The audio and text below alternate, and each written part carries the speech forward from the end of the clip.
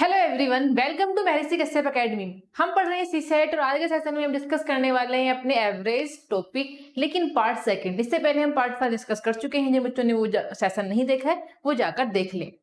उससे पहले हम चैप्टर स्टार्ट करें, नया टॉपिक समझें, कुछ क्वेश्चन और प्रैक्टिस करें। हम डिस्कस कर लेते हैं कि हमारा मौलिक एनसीईआरटी फाउंडेशन कोर्स लॉन्च हो चुका है, जो 6 से लेकर 12 तक की एनसीईआरटी को कवर करता है।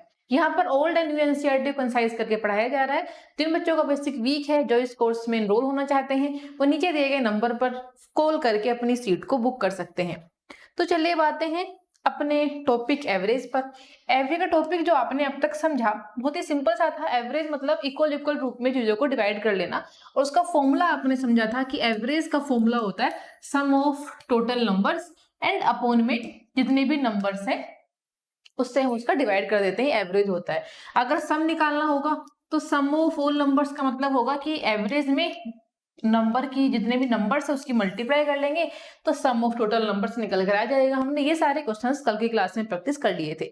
और साथ ही साथ हमने ये भी सीखा कि जो एवरेज होती है, एवरेज अगर सीरीज में पूछा जाए, अगर एवरेज किसी सीरीज में पूछा जाए तो उस सीरीज का एवरेज उसका मिडिल टर्म होता है। उस सीरीज का एवरेज उसका मिडिल टर्म होता है और उसका फॉर्मूला होता है मिडिल टर्म निकालने का a plus L divide by 2।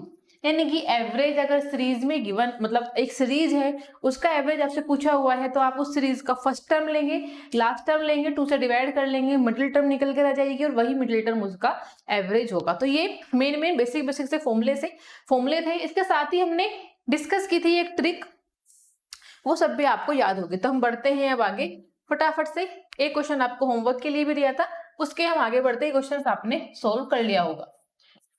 The average of a batsman after 25 innings was 56 run per inning. If after the 26th inning his average increase by 2 run, 2 run उसके increase हो जाते हैं। What was his score in the 26th inning? 26th inning में उसका क्या score होगा? उसी trick से आप इसको सोल्व कर सकते हैं, जिस ट्रिक से हम अब तक सारे क्वेश्चन हमने सोल्व किए थे। Question number next is, if we take 4 numbers, अगर हम 4 नंबर लें, the average of the first 3 is 20। अगर हमको 4 नंबर लें, लेट सपोज हमने 4 नंबर ले लिए ए बी सी डी, ये हमने 4 नंबर्स ले लिए। Okay, A B C D हमने 4 नंबर्स ले लिए। Average of the first 3 is 20, लेकिन पहले 3 का एवरेज कितना है? पहले 3 का इनका एवरेज है 20। यानी कि हम ऐसा बोल सकते हैं कि A plus B plus C divide by 3, अगर इसका एवरेज निकाले तो कितना होगा? इनका एवरेज निकल कर आएगा 20, इसका एवरेज निकल कर आएगा 20। Okay, that of the last 3 is 10, लेकिन अगर लास्ट से देखें, यानी कि अगर हम b plus C plus D इसका एवरेज निकालें तो हमारा एवरेज निकल कर आएगा 10। तो हमारा एवरेज निकल कर आएगा 10।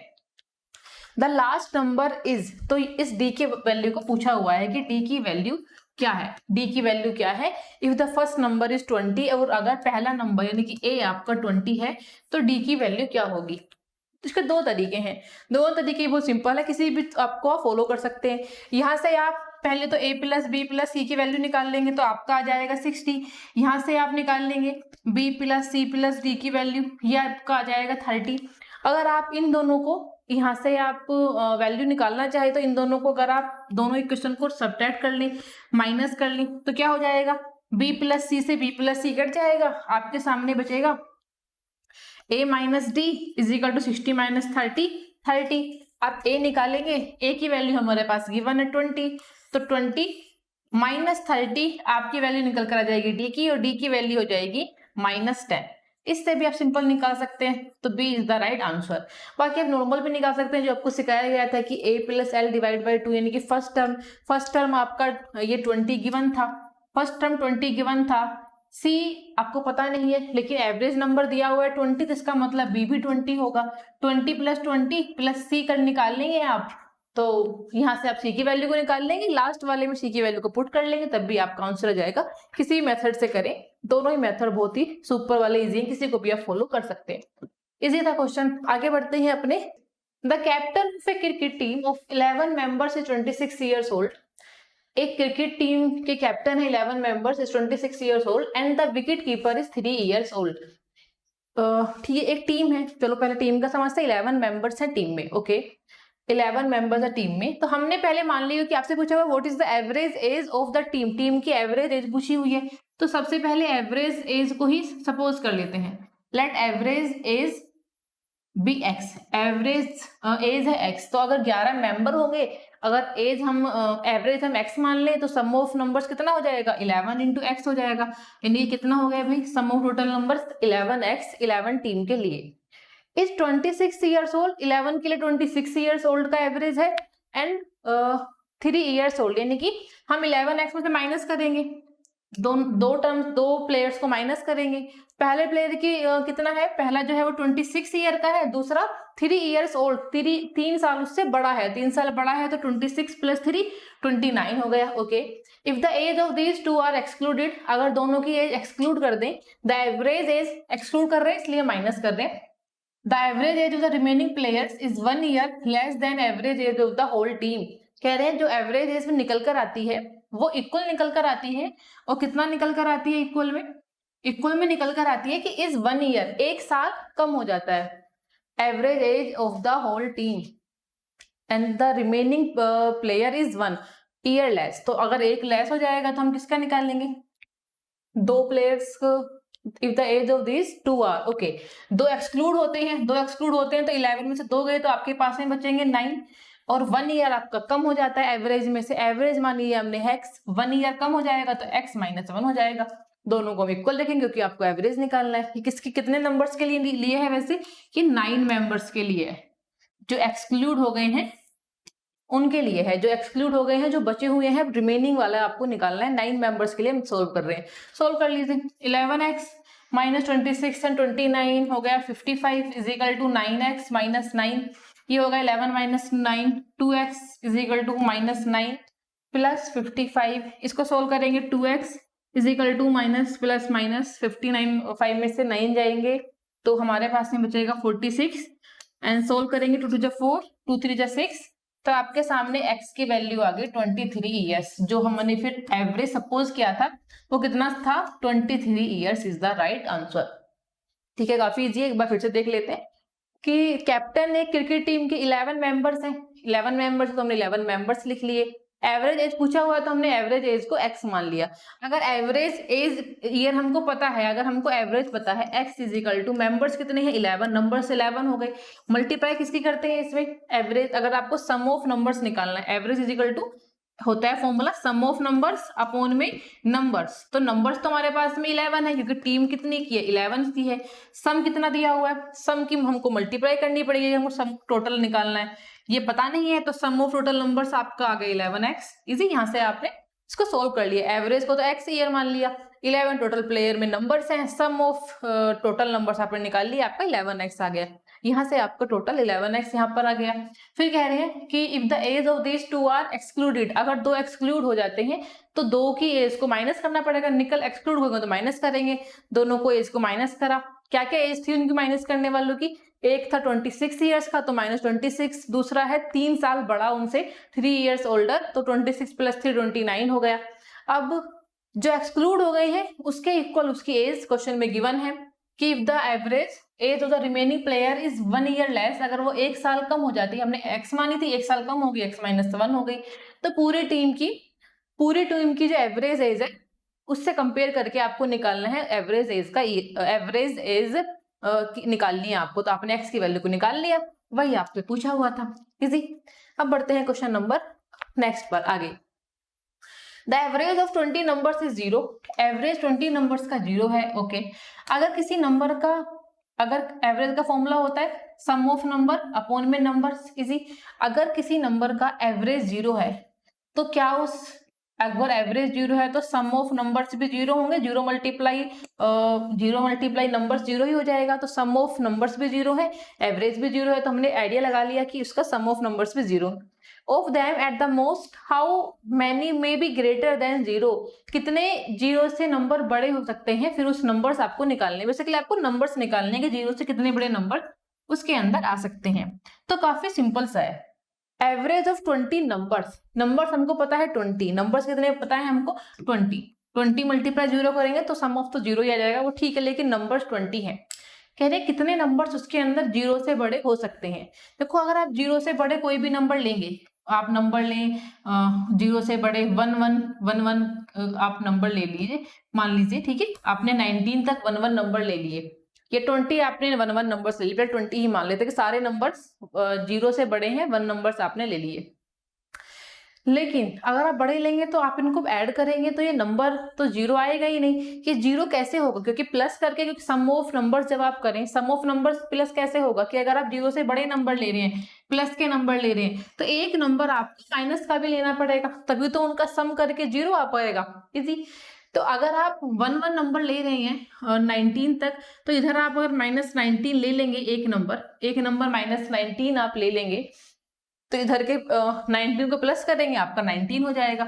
इसको ऐड सोल्व करेंगे तो आपका 0 आ जाएगा। तो इस कंडीशन पर तो ये अप्लाई हो रहा है। इसका मतलब आप 0 से बड़े कितने नंबर ले सकते हैं? आप 0 से बड़े केवल 19 नंबर ही ले सकते हैं। 0 से बड़े कितने नंबर ले सकते हैं? 19।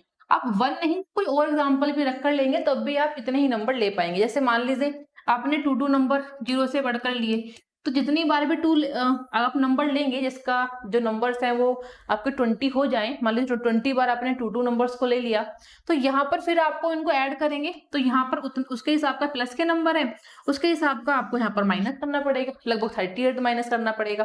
तो ये नंबर्स फिर भी काउंटिंग करने पर कितने आएंगे? 19 ही आएंगे। वो हमने 1 के एग्जाम्पल से समझ लिया। तो 19 इज द राइट आंसर। बहुत ही सिंपल है, ये तो एग्जाम में रखने की बात है, बट आप नॉर्मल भी याद रख सकते हैं। क्या याद रख सकते हैं? कि अगर सम 0 है और सारे नंबर्स पूछे गए हैं कि बड़े कितने होंगे, पॉजिटिव नंबर्स कितने होंगे, इसका मतलब नेगेटिव नंबर्स भी होंगे। अगर पॉजिटिव नंबर्स आप, क्योंकि 20 नंबर्स हैं आपके, तो एक नंबर कम लेंगे। 19 नंबर कुछ ऐसे होंगे जो प्लस के होंगे।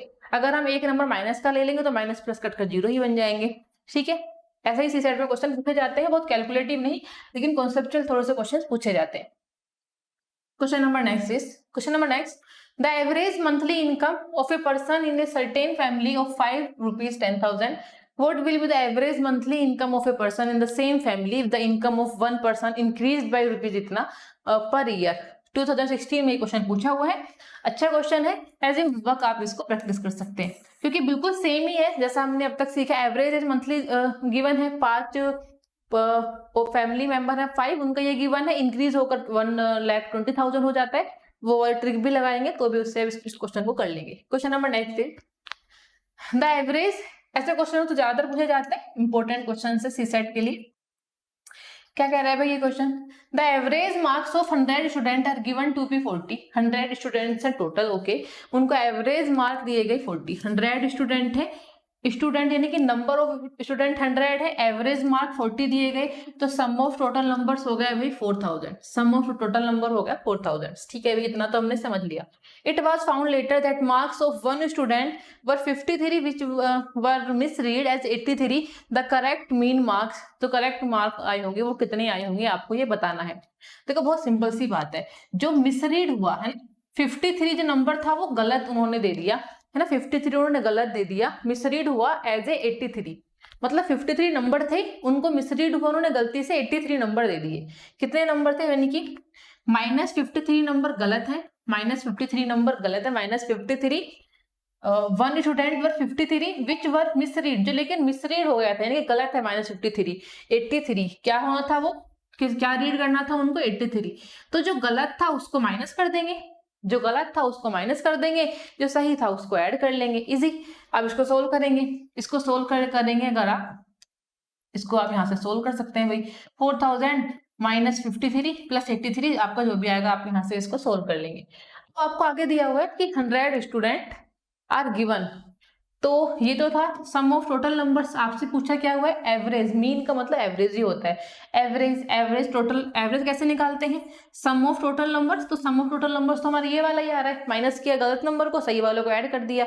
एंड टोटल नंबर्स कितनी है भाई? टोटल नंबर ऑफ स्टूडेंट तो 100 है, तो इसको आप सोल्व कर लेंगे तो आपका आंसर इजीली आ जाएगा। आप इसको कैलकुलेट कर लेंगे, सोल्व कर लेंगे, आपका आंसर आ जाएगा। इसके अलावा एक ट्रिक डिस्कस कर लेते हैं कि एग्जाम में थोड़ा सा ये कैलकुलेटिव हो गया है ना, एग्जाम के लिए थोड़ा सा कैलकुलेटिव हो गया, तो एज ए ट्रिक इसको एक बार डिस्कस करते हैं। ट्रिक क्या हो सकती है इसकी?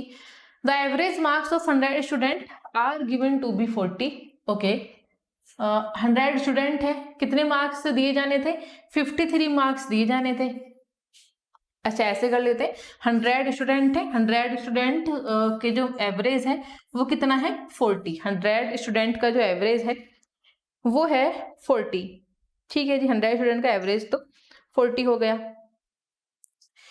मार्क्स कितने दिए जाने थे 53। मतलब 53 नंबर गलत दिए, लेकिन सही नंबर कितने थे, सही नंबर थे 83। 53 से सही नंबर 53 थे गलत नंबर एंड 83 थे सही नंबर। ठीक है जी, हमने इसको भी समझ लिया। इसके आगे हम देखते हैं कि अगर हम इसको इसका डिफरेंस देखें, 53 का और 83 का अगर हम डिफरेंस देखें तो कितना अंतर आ रहा है, कितने की गलती हुई, इनकी गलती हुई है 30 नंबर की, है ना। -30 नंबर को गलत दिए था, सही नंबर ये वाले थे, गलत नंबर दे दिए -30।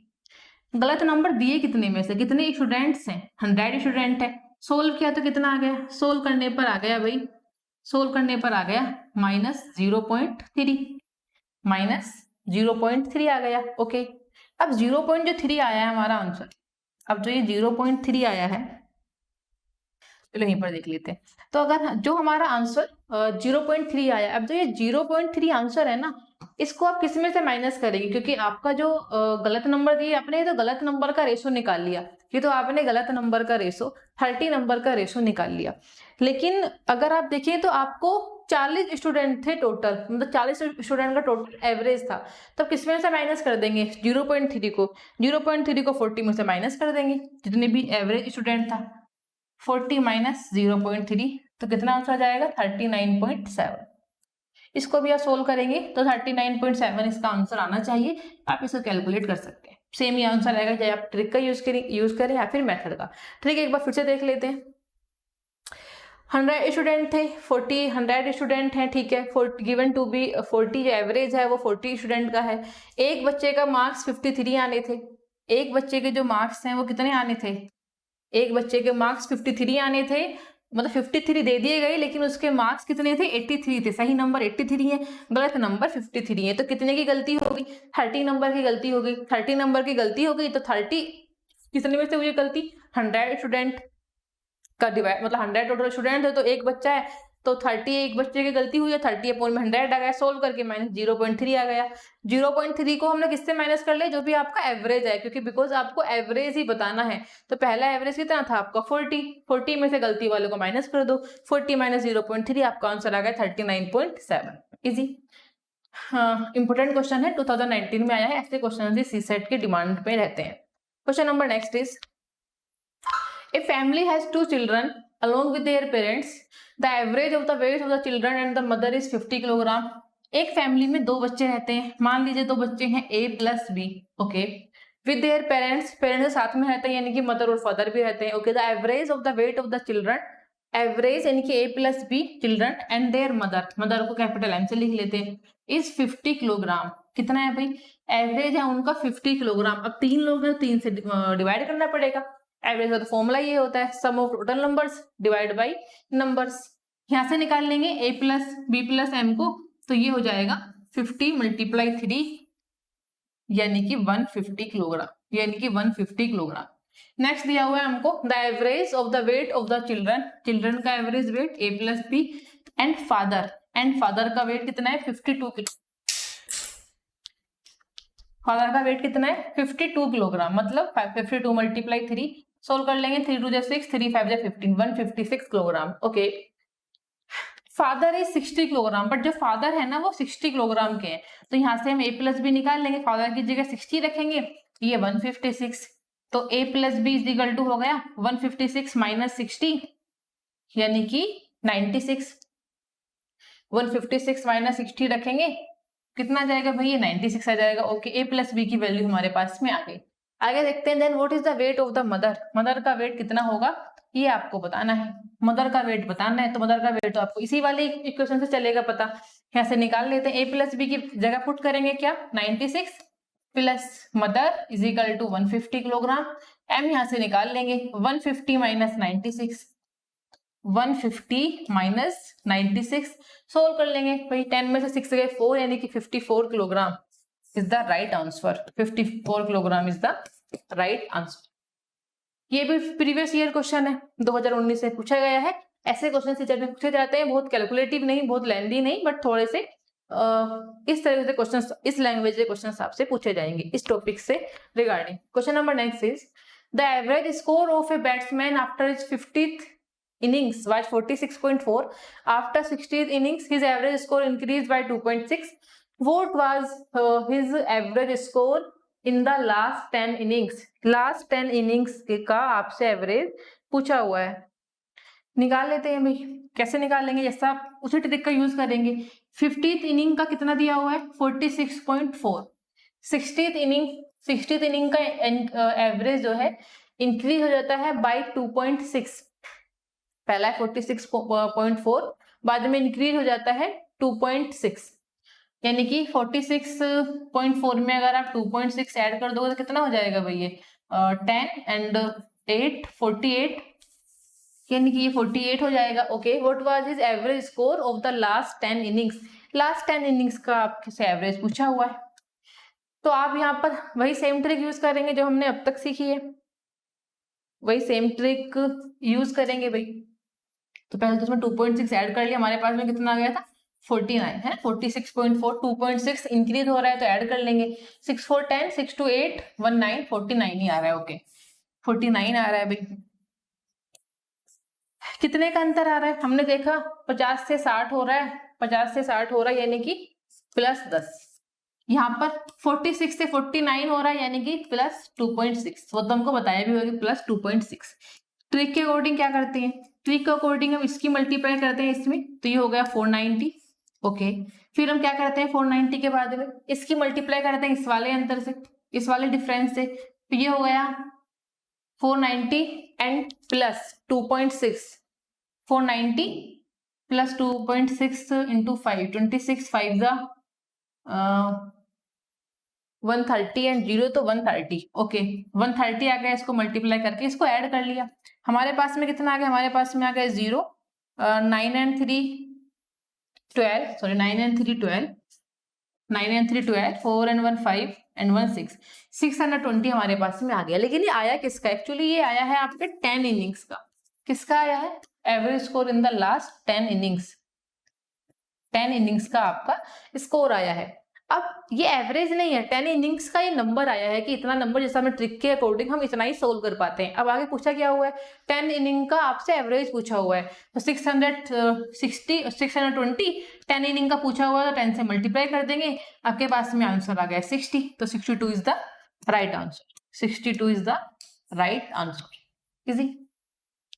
आप चाहें तो मैंने आपको बेसिक कॉन्सेप्ट कैसे होता है इसको उससे भी समझाया हुआ है कल की क्लास में, आप उससे भी कर सकते हैं, सेम ही आंसर आएगा, बट वो थोड़ा कैलकुलेटिव होता है, इसलिए हम ट्रिक का यूज यहाँ पर कर लेते हैं। Easy.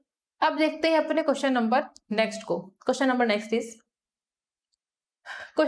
Is in a class there are 3 groups A B and C. एक क्लास है जिसके अंदर ए बी सी के 3 ग्रुप हैं। Okay, if one student from group B are shifted to group C. मान लीजिए 3 बच्चे हैं ए बी एंड सी, एक शिफ्ट हो जाता है, shifted one student from group B are shifted to group C. Group C में एक बच्चा जाकर चला जाता है, तो शिफ्ट हो जाता है। Okay, then what happens to the average weight of the students of the class. तो एवरेज पर क्या फर्क पड़ेगा उस क्लास की एवरेज पर? क्लास के अंदर ही 3 स्टूडेंट है, 3 मतलब क्लास के अंदर 3 ग्रुप है, एक ही क्लास है 3 ग्रुप है, एवरेज की बात कर रहे हैं कि इस एवरेज पर क्या फर्क पड़ेगा?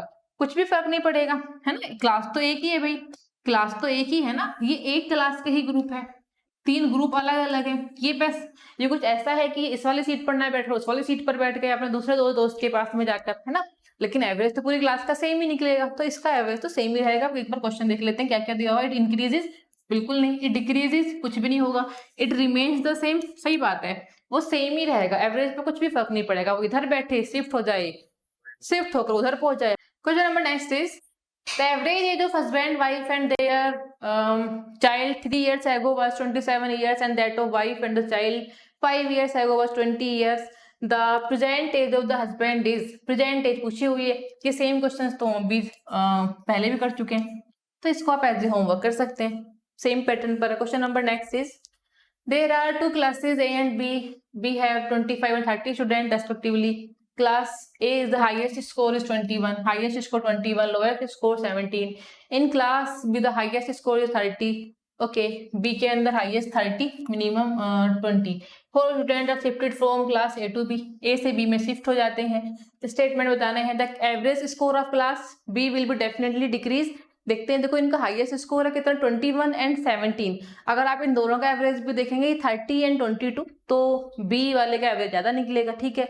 The average score of class A will be definitely increase, तो दोनों ही ये गलत हो गए, उल्टा बोल दिया। एवरेज स्कोर जो क्लास बी का होगा वो डेफिनेटली डिक्रीज, हाँ डिक्रीज होगा, क्योंकि बी का तो ज्यादा है ना, फिर बी का ए में जाएंगे तो ए का बी का डिक्रीज होगा, सही बात है। Class A will be definitely increase because B वाले ए में पहुंच गए तो इंक्रीज हो जाएगा, ये भी सही बात है, उल्टा नहीं है, तो सही बात है। तो both 1 and 2 is the right answer. Calculation करने की जरूरत नहीं है, नॉर्मल भी आप इसका गैप, इसका स्कोर गैप देखकर आप इसको समझ सकते हैं। Question number next is the average weight of ABC is 40 kilogram. Okay, the average weight of D is 42 kilogram. The weight of F is equal to that of B. What is the average weight of A B C D E and F? ये तो बहुत ही simple सा है, आप इसको normally भी solve कर सकते हैं भाई। वेट ABC का दिया हुआ है 40 किलोग्राम, है ना, ABC का weight is 40 kilogram, average weight दिया हुआ है यानी कि plus 4 3 12 120, average weight of B D and E, same question हमने अभी भी करा है, बी डी एंड ई, इसी पैटर्न का मतलब 42 kilogram. And the weight of F is equal to that B, F B के इक्वल है। Average weight of A B C D E का पूछा हुआ है, ई एफ इनकी डिवाइड बाई 6 आप कर देंगे, और किस किस की वैल्यू आपको पता है, 120, अच्छा 120 हमें लिख लिया है, 42 ये गिवन था, यानी कि 42 इंटू 3, 3 2 जा 6, 3 4 जा 12, आपको पता है एबीसी की वैल्यू, ओके तो आप लिख लेंगे एबीसी की वैल्यू तो 120 आ गई। फिर आपको किसकी पता है एबीसी के अलावा, डी ई और एफ की नहीं पता है आपको, लेकिन डी ई और बी की पता है, एक ही बात है भाई, 120 प्लस 126 डिवाइड बाई 6, सोल्व कर लेंगे, जो आंसर आएगा वो आंसर आ ही जाएगा आपका। 6 2 2 4 1 and 1 2 अपॉन में 6 6 4 24 एंड 6 1 जा 6, 41 kilogram is the right answer. ये सेम क्वेश्चन हमने थोड़ी देर पहले भी किया था, इजी क्वेश्चन है, ऐसे क्वेश्चन सीसेट में पूछे जाते हैं। इसके अलावा एवरेज की कोई और टॉपिक नहीं है, एवरेज बहुत छोटा सा टॉपिक था जो हमने क्वेश्चन कुछ कल के सेशन में कर ली, कुछ हमने आज के सेशन में कर ली है। हम कल के सेशन में मिलते हैं परम्यूटेशन एंड कॉम्बिनेशन के साथ में और प्रोबेबिलिटी वाले चैप्टर के साथ में, तो मिलते हैं कल के सेशन में। Thank you.